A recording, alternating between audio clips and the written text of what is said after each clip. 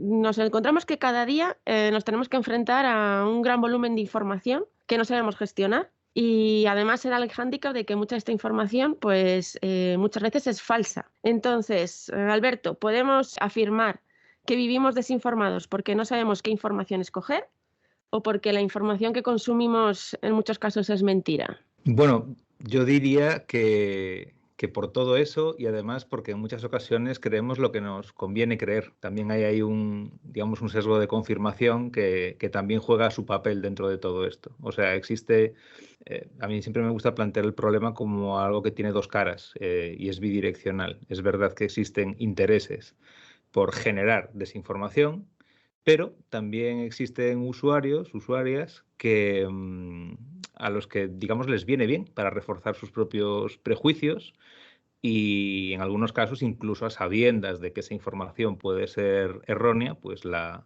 difunden para reafirmarse. O sea que todo lo que has dicho es cierto y además sumo esto otro.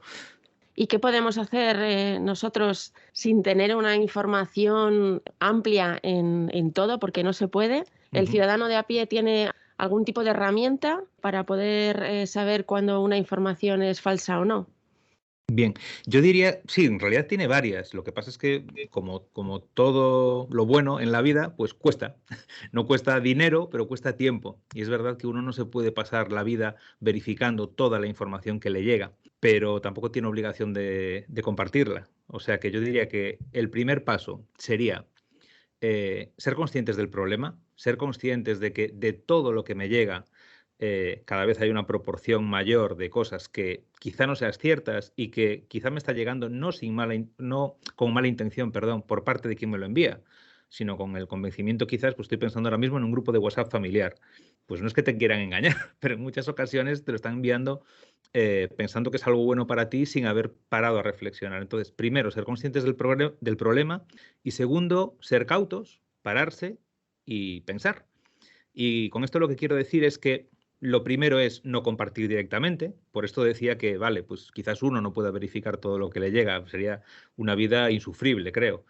Pero tampoco tiene por qué difundir algo de lo que no está completamente seguro. Entonces, en este sentido, si uno quiere ser responsable, primero plantea esa reflexión y lo segundo que hace es hacer una serie de comprobaciones mínimas. Cada vez existen más herramientas para hacerlas, pero bueno, la primera y la básica es un buscador de Internet. Te puede dar mucha información súper básica sobre tal persona ha dicho no sé qué, y es una captura de pantalla de un tuit modificado, es complicado. De hecho, muchas veces la desinformación circula a través de capturas de pantalla simuladas, porque son un poco más costosas de verificar. Si te dan el texto, pues copias, pegas, lo buscas, pero si no, bueno, tienes que hacer el pequeño esfuerzo de buscar la declaración que está por ahí y encontrar qué sucede. ¿Y qué puede suceder? Que la persona no haya dicho nunca eso, que la persona lo haya dicho hace 5 años en un contexto diferente. Un montón de variables que con una búsqueda rápida en muchos casos se soluciona. Pero, por ejemplo, cuando se trata de noticias que a lo mejor son científicas con datos. Yo de entrada, en general, desconfío de los artículos que citan estudios y no me remiten a la fuente original. Eso ya como práctica básica, y a veces sucede, ¿no? Que pues te están contando los resultados de un informe, de un experimento, y es verdad que quizás una persona que no esté metida en el ámbito, desde luego no tiene elementos para saber hasta qué punto eso es cierto o no es cierto.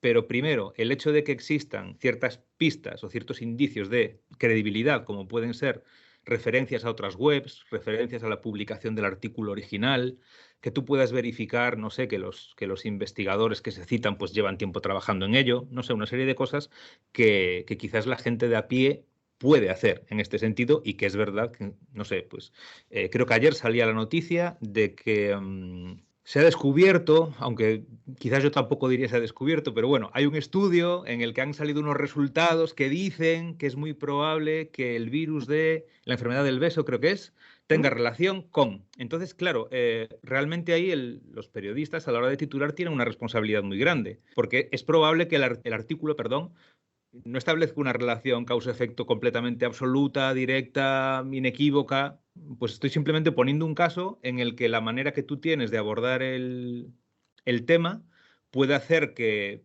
estés relativamente desinformando o diciendo algo pues muy, digamos, próximo a lo que los científicos dicen en su investigación. Entonces, ahí desde luego hay algo que es fundamental, que es no quedarse con los titulares. Uno debería leerse las cosas que comparte para poder saber si está realmente de acuerdo con eso o si es tan interesante o si quiere hacer un comentario de matización. De hecho, en este sentido, hace un tiempo que Twitter pregunta, cuando quieres compartir un artículo, ¿quieres leerlo antes de compartirlo? Así. Sería bueno que lo leyeses. Ya te lo dicen ellos, porque es que es así.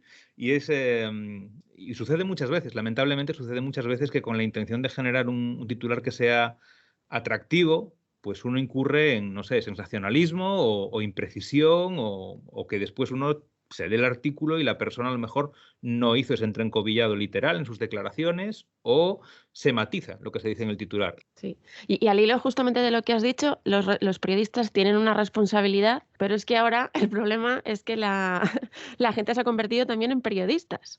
Es un problema también. Tienes toda la razón. El último Digital News Report, que es un informe de referencia que publica la Universidad de Oxford sobre, bueno, pues eso, noticias digitales, habla de que, bueno, da los datos de personas que se informan fundamentalmente a través de redes sociales, y no pensemos en ya Twitter o Facebook, pensemos en TikTok o pensemos en Instagram. O sea, hay un montón de gente que afirma, obviamente son de las franjas de edad pues más jóvenes, que afirma que se informa a través de estos medios. ¿Y qué sucede en estas redes?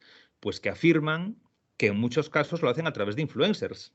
Y tampoco es raro porque en muchas de ellas pues la presencia de medios es escasa, ¿no? O sea, comparativamente en YouTube o en TikTok, ¿tienes mucho acceso a medios de comunicación? Pues en general lo que mucha gente hace es que dentro de su dieta de consumo de vídeos de TikTok y demás, tiene 2, 3 influencers de referencia, que son personas que no tienen por qué saber absolutamente nada de lo que están hablando, ni haber recibido formación para ello, ¿no? Simplemente opinan, pero bueno, digamos que se han ganado a esa audiencia y los creen. Y efectivamente eso es un peligro. O sea, ya no es tanto que cualquier persona, cualquier individuo, no, es que es gente con influencia. Por eso se denominan así, ¿no? Tienen muchísimos seguidores y no solo tienen muchísimos seguidores, sino que tienen mucha gente dentro de esos seguidores que confía en lo que esas personas dicen. Y por eso el hecho de que, bueno, sucede ya, o sea, antes de las redes pasaba con, por ejemplo, con deportistas, ¿no? Un deportista no necesita las redes para dar un mensaje a favor de, no sé, la vacunación o en contra. Porque, no sé, los más sensatos, leía algo, un fragmento de una pequeña entrevista a Ricky Rubio, en el que decía, si la cuestión es de baloncesto, te respondo yo. Si la cuestión es de medicina, le pregunto a un médico. Evidentemente, cada persona tiene una opinión, pero también debe ser consciente de la responsabilidad que tiene al trasladarla.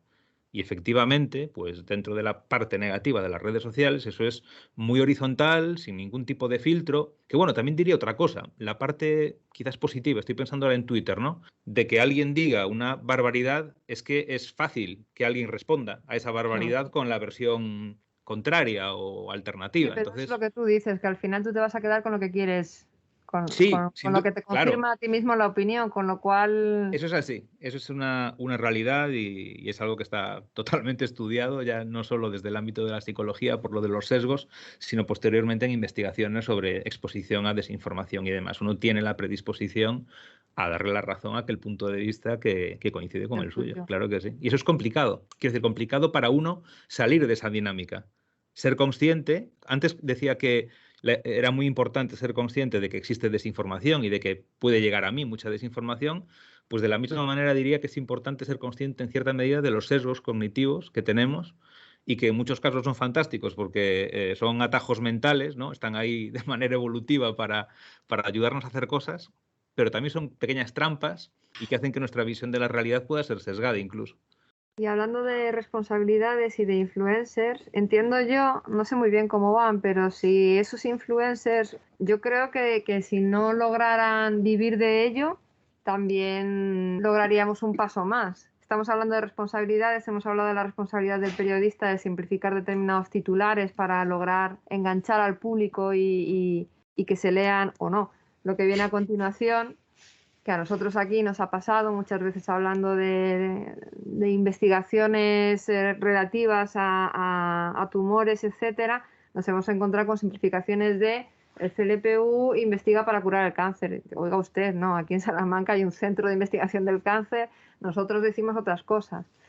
Pero también está la responsabilidad de todas esas empresas que son capaces de al influencer tal o al influencer cual, por el hecho de tener a 3 millones de seguidores, decirle, bueno, pues tú vas a llevar esta ropa cuando hagas tus vídeos y te voy a pagar. Entonces yo creo que la responsabilidad de la desinformación nos afecta a todos. Todos somos un poco responsables, incluso cuando mandamos algo sin leerlo, obviamente. ¿Podemos poner las bases de alguna manera para frenar esto?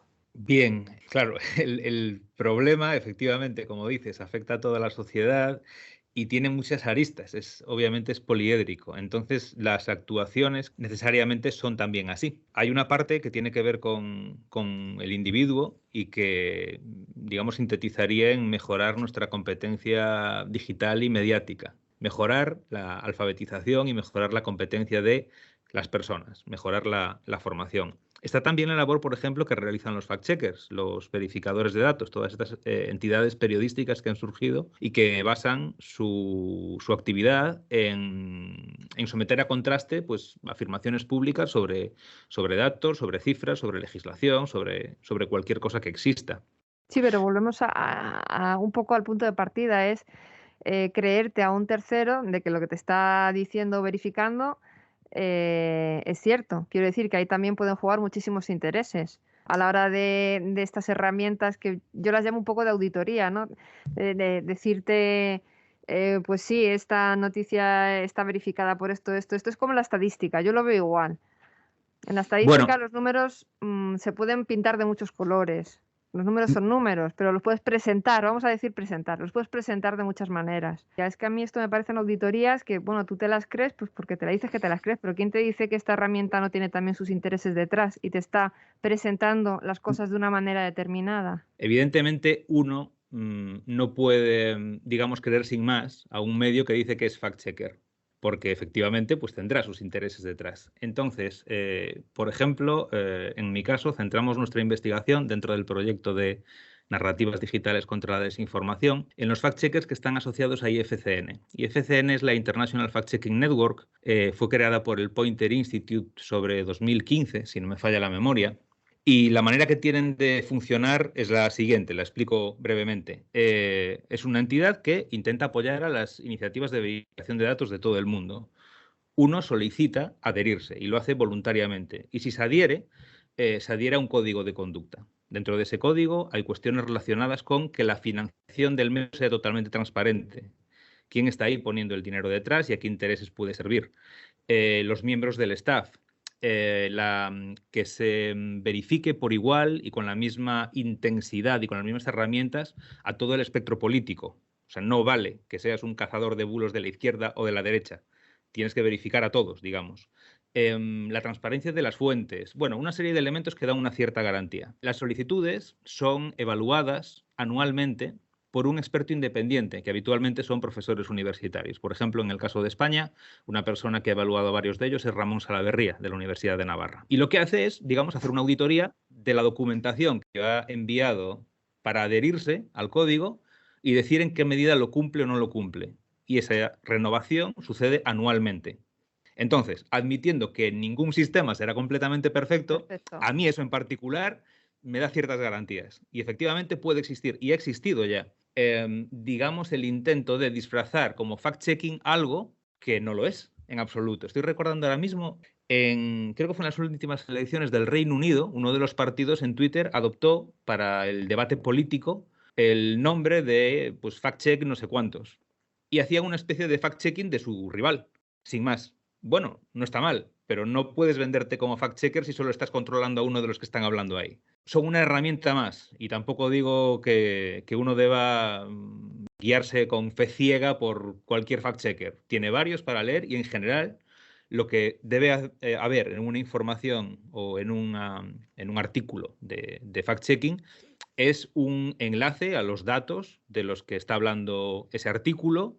Debe haber la posibilidad también de recibir correcciones y de incorporarlas, que está también dentro de ese código. Y bueno, digamos, de darle la posibilidad a la audiencia de que esos datos que está aportando el fact-checker sean a su vez corroborados por la audiencia si quiere hacerlo. Y bueno, solo por acabar con lo de las medidas o por sintetizarlo rápidamente, hablaba de la alfabetización, hablaba de la alfabetización, de la labor de los fact-checkers, que, a ver, que en el fondo yo admito, eso debería ser la labor básica del periodismo. O sea, estamos hablando simplemente de contrastar los datos y no es más. Y claro, pues no sé, va en contra de las dinámicas del periodismo declarativo, por ejemplo, de coger cualquier afirmación de un líder político y soltarla sin más y servir de altavoz, claro. Y la otra parte tendría que ver con legislación, y con legislación en el sentido, por ejemplo, de qué están haciendo las plataformas, qué están haciendo. Y bueno, el escándalo mayúsculo de Facebook, en el que pues, no acaba de salir relacionado con sus informes internos. Ellos saben que el contenido polarizante dentro de su red funciona mejor, hace que la gente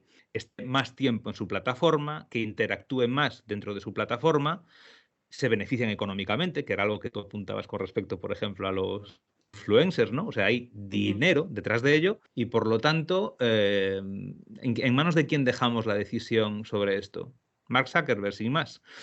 Entonces, yo creo que en los próximos años, no tardando mucho, empezaremos a tener algún tipo de iniciativa legislativa con respecto a esto, en cuanto a la transparencia de los datos que manejan las redes sociales y qué nos están mostrando.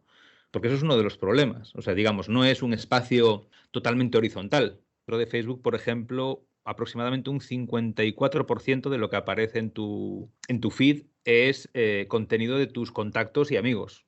El resto son cosas que vienen pues, de medios, de compartidos, de páginas que sigues. O sea, hay un margen, digamos, bastante amplio para que te enseñen un poco lo que ellos consideren que te deben enseñar, ¿no? Y vosotros en vuestra facultad tenéis un máster, un curso para ayudar a los estudiantes, pues eso, a verificar la información.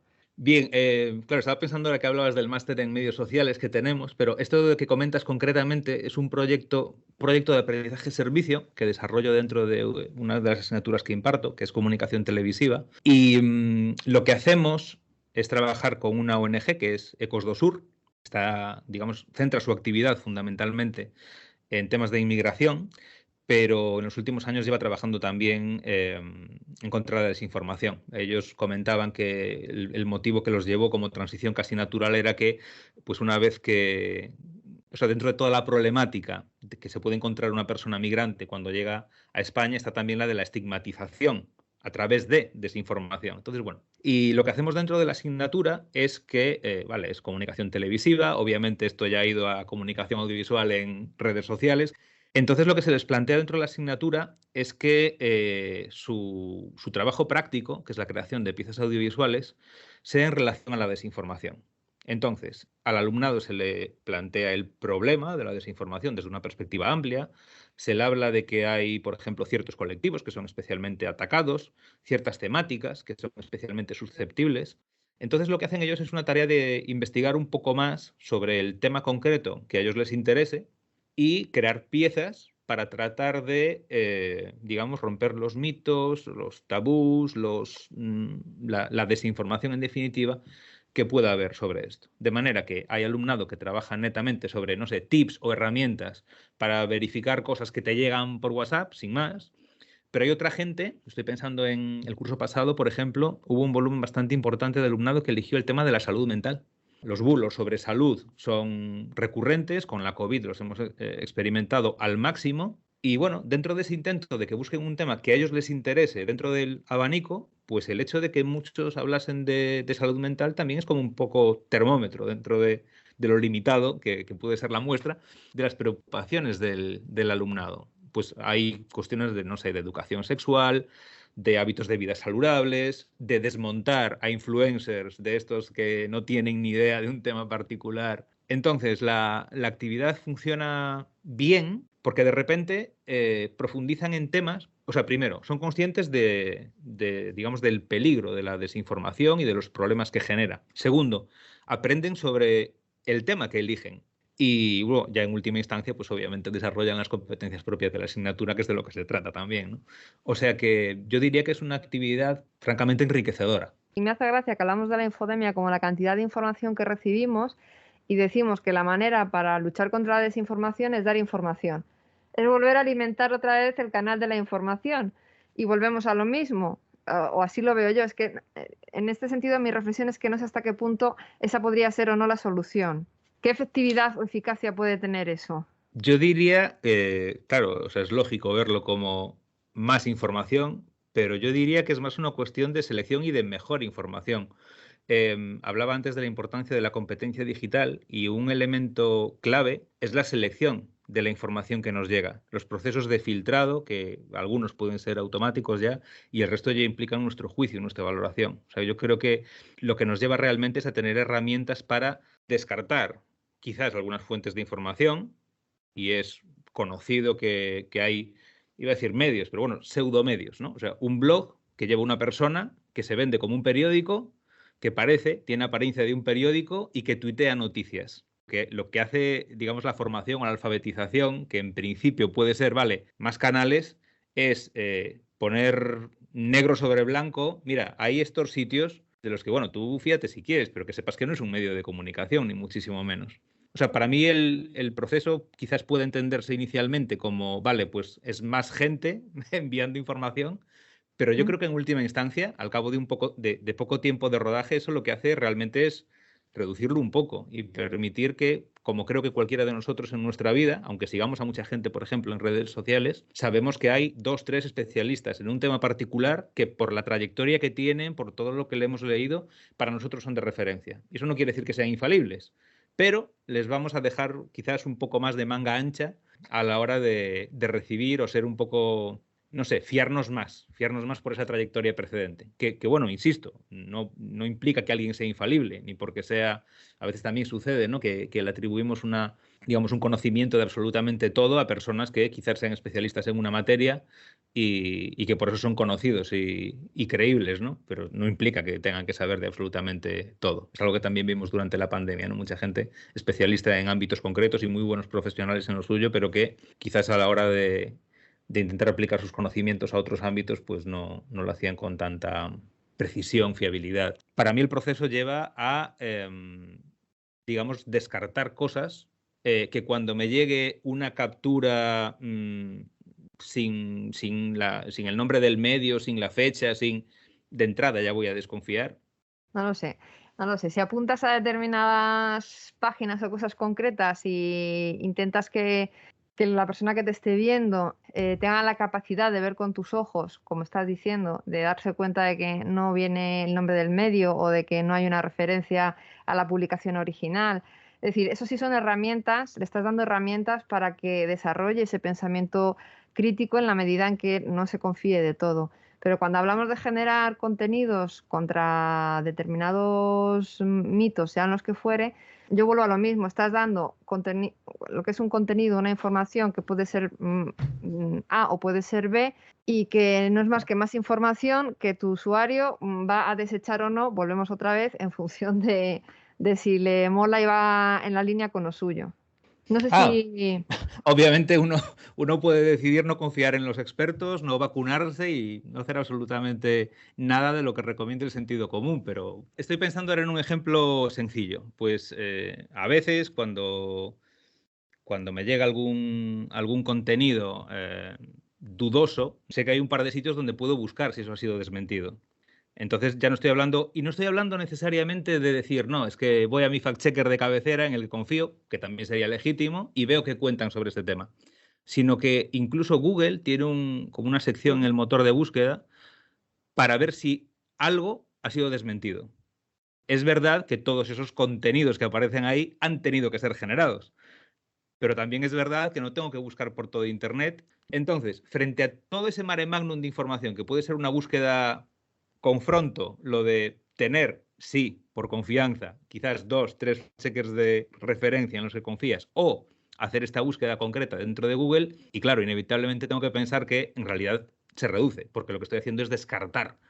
O sea, en el fondo, aunque uno intente ser optimista, el futuro es negro en este sentido. Claro, es lo que frenar esto lo veo difícil y las herramientas que nosotros como sociólogos, como periodistas, como divulgadores podemos dar, todavía yo creo que nos queda mucho camino por reflexionar. Sí, sí, Muy sí. No, difícil. en eso tengo que coincidir absolutamente. Pero bueno, creo que Pero hay por que eso intentarlo. creo que por eso tengo tanto interés en, de hecho, digamos, el inicio de este proyecto de investigación viene de un interés por saber qué comparte la gente en Internet, qué motivaciones tenemos para compartir contenidos en línea. Inevitablemente uno acaba cayendo en la desinformación y en motivaciones para compartir contenidos desinformativos. Y me parecía tan negra que opté por, no, voy a estudiar el lado contrario, voy a estudiar el lado de los que intentan luchar contra la desinformación, a ver qué están haciendo, a ver con qué contenidos logran pues viralización, llegar a muchas personas, y porque de entrada, quitando la solución, la solución muy parcial de la alfabetización, que es preventiva, el resto Y a son muy largo reactivas todas. plazo. Y a muy largo plazo, el resto son todas reactivas. El resto surgen siempre después de que la desinformación ya haya Ya, corrido. Entonces, hay que asumir que esos desmentidos no van a alcanzar a toda la gente que estuvo en contacto con la desinformación, y aún alcanzándola está la segunda parte de no se la van a querer creer.